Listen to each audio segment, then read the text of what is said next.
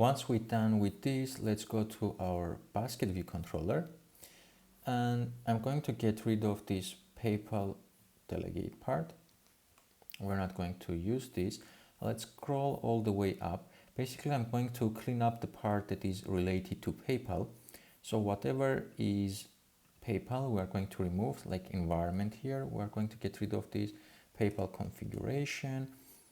Let's go to our setup PayPal and mark PayPal, pay button press. This one will stay. Mark this function that is called setup PayPal. I'm going to remove.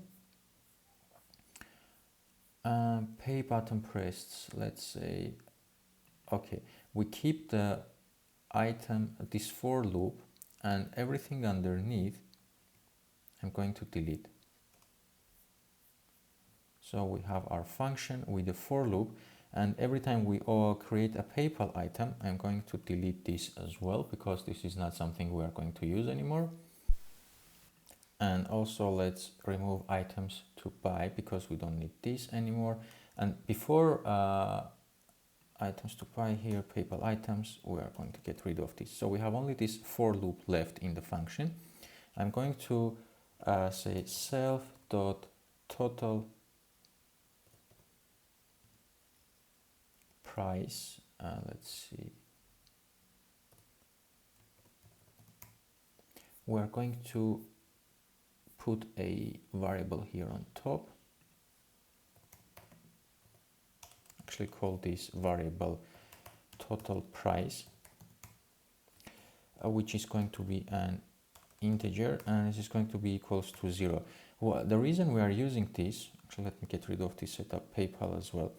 The reason we are doing this is, remember the function we have created is taking one parameter, which is the price. So the amount we want to charge, we want to have this as a global variable. So when we do our for loop here, we want to check how much in total we have to charge our client. So every time we go through our items that we want to buy, we want to grab the price and add this to our total price. And what we want to say here is self total price is equals to 0, that every time we press our button, we just reset it, and then we calculate how much it will be with a current basket. So we say self.total price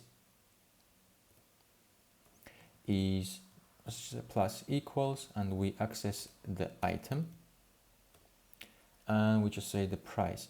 So once it goes through all the items, our total price will have a value of how much we want to charge. And once we are done with this, actually this is a not integer, this is double.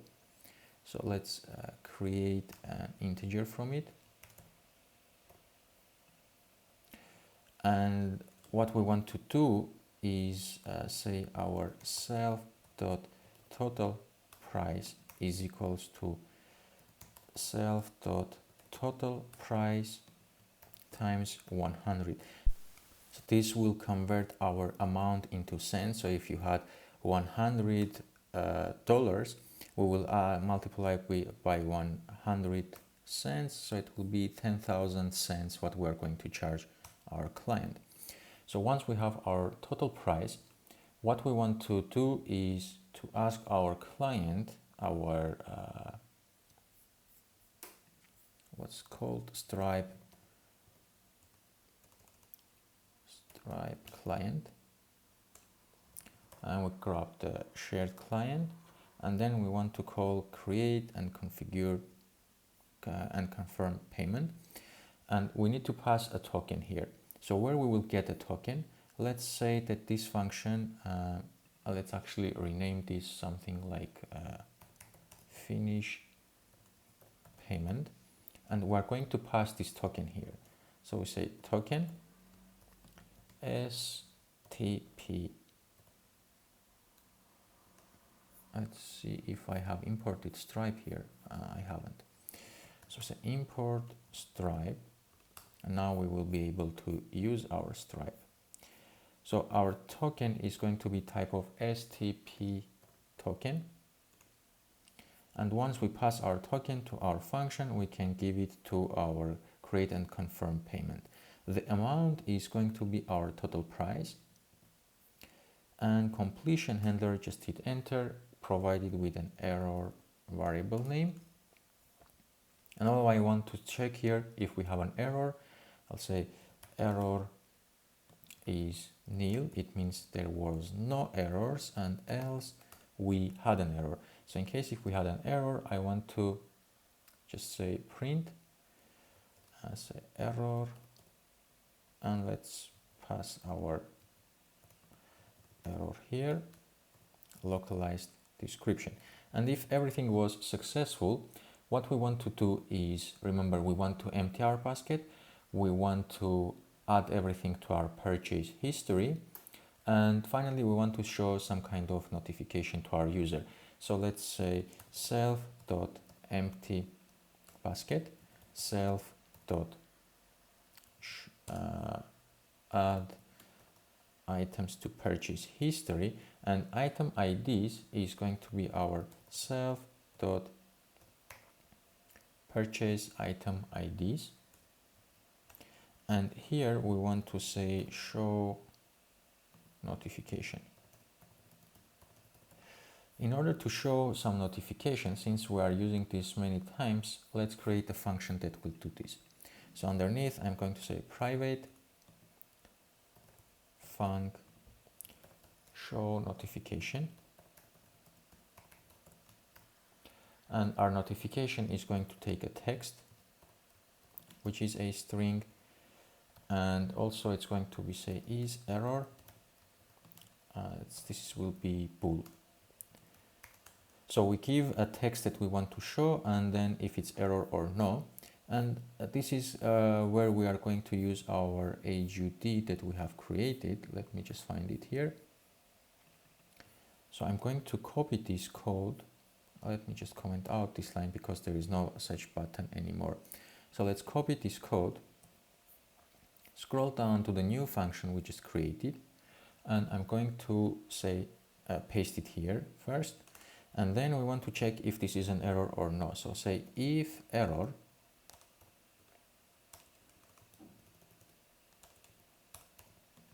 and if this was an error, I want to cut this and put it here, and we say self AGUD indicator view is going to be error. Sorry, it should be is error, and else this is going to be something success. So we are copying this again, pasting it here, and instead of saying error, I'm going to say success. So our indicator will show success, and the text label is going to be our text, and the view we are going to add and dismiss after 2 seconds. This is the standard that we are doing. So let's call this function here. I'm going to say self.show error, show notifications, sorry, and our notifications in our case is going to be something like, let's say, I don't know, payment successful.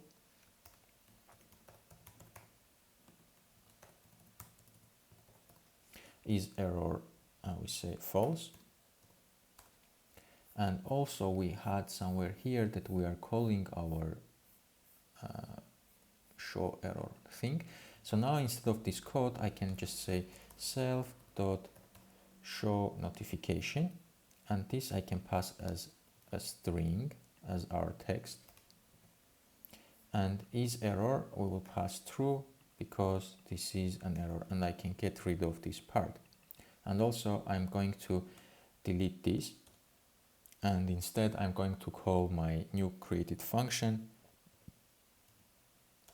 what's called finish payment.